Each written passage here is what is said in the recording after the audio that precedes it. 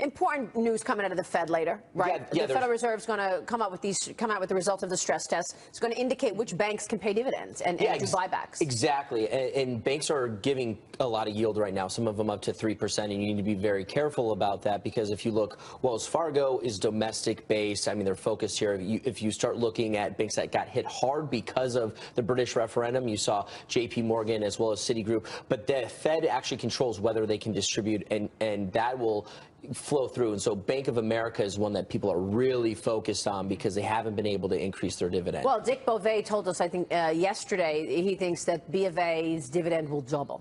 Is what Dick Beauvais said. Well, here's the hard part. The biggest thing that's going to come out is whether the Fed raises rates or even decreases rates because that impacts their profitability to the most. Yeah, so I don't think that's happening. I saw an article yesterday, Dagan, which said forget about 16, forget about 17 as well. Fed's not going to move on rates until 18.